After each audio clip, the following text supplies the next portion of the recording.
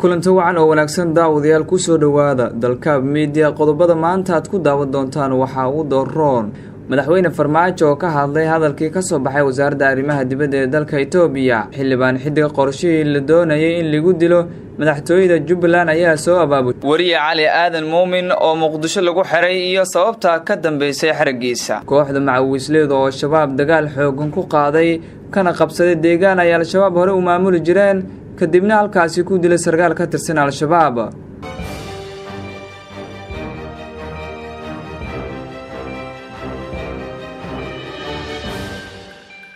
qodobo kale ayaad ku daawan doontaan daawadayaal dalka media balse aan ku bilaabo magaalada Muqdisho madaxweynaha Somaliya Maxamed Cabdullaahi Farmaajo ayaa maalmo kadib si dadban kaga hadlay hadalhayn ka dhalatay qariirad wasaaradda arrimaha dibadda Itoobiya soo bandhigtay taasi oo Soomaaliya gabi ahaanba laga dhigay inay ka tirsan tahay dalka Itoobiya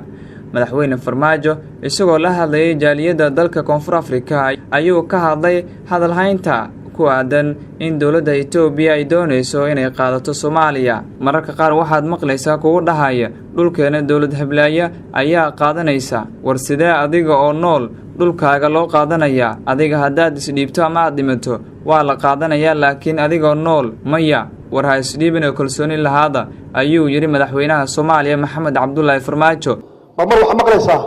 dalkeena waa la qaadanaya dawlad Hiblaayo qaadanaysa war adiga hadaa noosha si dalkaaga loo qaadanaya adaa noolay adiga hadaa isdhiibto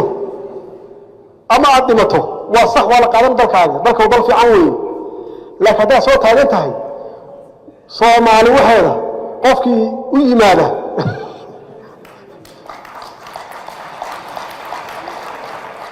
isaga u dhimanaya markaas dhiibina qabkiina kor u qaada kalsooni lahaada qof Soomaaliyeed ku nool yahay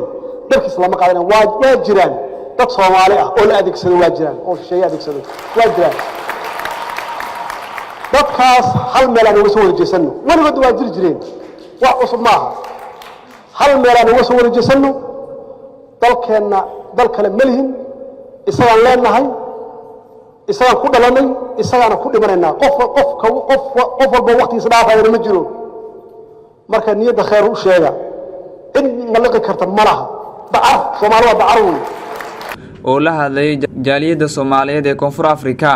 wasaaradda arrimaha dibadda ee dalka Itoobiya ayaa raaligelin ka bixisay sawir u muuqday qorshe Itoobiya ku fikiraysay sanado badan oo si aan ku talagal ahayn loogu soo daawacay page-ka wasaaradda arrimaha dibadda dadka falanqeeya arrimaha diblomaasiyadda ayaa sheegay in sawirkii wasaaradda arrimaha dibadda ee dalka Itoobiya soo bandhigtay in uu yeelan karo micno badan isla markaana uu xabaarsanaan karo fariimo kale waxa jirto calaas soo jireen oo la u dhaxaysa labada dawladood waxayna Itoobiya ay mar walba ahayd tan iyo burburkii wadan saameyn iyo faragelin ku leh siyaasadda Soomaaliya dawladda Soomaaliya ayaa laga sugayaa jawaab culus balse wasiirka arrimaha dibadda Axmed Ciise Cawad ayaa sheegay in arrintaasi ay kala hadleen dhigooda Itoobiya isla markaana raaligelin ay ka bixiyeen haatan ay wadaan baaritaano ku aadan arrintaasi xildhibaan Cabdirashiid Maxamed Xidig oo ka mid ah musharaxiinta Jubbaland ayaa sharaxaad dheer ka bixiyay qarax dhawaan laga soo saaray meel u dhow hooyga uu ka degan yahay magaalada Kismaayo ee xarunta gobolka Jubbada Hoose xildhibaanka ayaa sheegay in xogta qaraxa ay hayeen maalmo ka hor isla markaana ay ka hortageen balse wuxuu mas'uuliyiin ka tirsan maamulka Jubbaland ku eedeeyay in ay ka dambeeyeen qaraxaasi xildhibaanka ayaa ku eedeeyay madaxtooyada maamulka Jubbaland in laga soo abaabulay qorshe la doonayay in lagu dilo isagoo wuxuu si gaar ah ku eedeeyay mas'uuliyiinta ammaanka ee madaxtooyada maamulka Jubbaland si gaar ah taliyaha ciidamada ilaalada madaxtooyada maamulka Jubbaland oo lagu magacaabo Yaxbul ayuu sheegay in gaariga uu ku qaatay miinada taasina ay shaki gelisay waxa uu sheegay in qorshahaas uu ahaa shirqool la doonayo in lagu dilo ayuu yiri xildhibaan Xidig oo u taagan musharaxiinta qabashada xilka madaxtinimada maamulka Jubbaland waxaa jirto walaac badan oo musharaxiinta Jubbaland ay ka qabaan dhanka ammaanka iyo hanaanka madaxweynaha Jubbaland uu qorsheynayo inay u dhacdo xulashada baarlamaanka iyo doorashada madaxweynaha maamulka Jubbaland ugu dambeyntii xeer ilaalinta qaranka tan Jubbaland iyo saraakiisha AMISOM ayuu ka dalbaday inay falkaasi ku sameeyaan baaris degdeg ah isla markaana aan la iskaga hari doonin sidoo kalena uu soo bandhigi doono cadeymo dheeraad ah ayuu sheegay xildhibaan Xidig oo u taagan qabashada xilka madaxtinimada maamulka Jubbaland. madaxweynaha maamulka Jubbaland Axmed Maxamed Islaam ayaa lagu eedeeyay in dhibaatooyin fara badan uu ka geystay magaalada Kismaayo ee xarunta gobolka Jubbada Hoose isla markaana shacabka iyo musharaxiinta u tartamaya xilka qabashada madaxtinimada ay kaga imaanayaan hanjabaadyo iyo dhibaatooyin kale. wariye Cali Aadan Muumin oo ka tirsan warbaahinta goobjoog ee magaalada Muqdisho ayaa saaki lagu xiray xarunta dambi baarista CID kadib markii loo yeeray.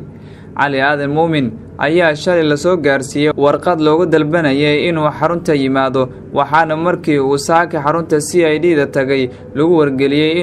inuu dacwadsan yahay oo uu xiran yahay. wararka ayaa sheegay in laga qaaday teleefanada gacanta waxaana intaan laga qaadan teleefanada uu la xiriiray warbaahinta uu ka tirsanaa kuna wargeliyay inuu yahay mid xiran. Cali Aadan ayaa sheegay in dacwad ay ka gudbisay wasaaradda waxbarashada xukuumadda Soomaaliya lama oga nooca dacwadaasi ay tahay ha yeeshee waxa maalmihii u dambeeyay wasaaradda la kulmaysay dhaleecayn kala duwan oo ku aadan imtixaanka fashilmay iyo qorshihii imtixaanka oo suuqa galay. sida ilo xogogaal ay sheegayaan wasaaradda waxbarashada ayaa ku soo ogaatay Cali qoraal uu soo dhigay bartiisa Facebook oo u qornaa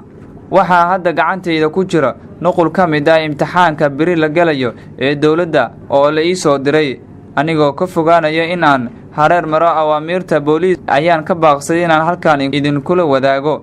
sargaalkii al-shabaab u qaabilsanaa degmada Cadaley deegaano hoostaga ee gobolka Shabeellada Dhexe ayaa lagu dilay deegaan lagu magacaabo Xagarey oo qiyaastii 45 kiiloomitir u jira degmada Cadaley ee gobolka Shabeellada Dhexe. sargaalkii dagaalamayaal kale oo ka tirsanaa al-shabaab ayaa lagu dilay dagaal gelinkii dambe ee shalay deegaankaasi ku dhaxmaray jabhadda Macawisleyda iyo al-shabaab. taliyaha jabhadda Macawisleyda Axmed Dhigey oo la hadlay warbaahinta qaranka ayaa sheegay in dagaalkaas ay ku dileen sargaal al-shabaab oo magaciisa lagu sheegay Macalin Cadey iyo 3 kale oo ilaalo u ahaa. kooxda Macawisleyda oo dagaal ka dhana al-shabaab ka wada gobolka Shabeellada Dhexe ayaa sheegtay inay weerar gaadma ay ku qaadeen deegaanka Xagarey oo hoostaga degmada Cadaley halkaasina ay ku qaarijiyeen sargaalkii al-shabaab u qaabilsanaa deegaankaasi iyo ilaaladiisa oo la socotay.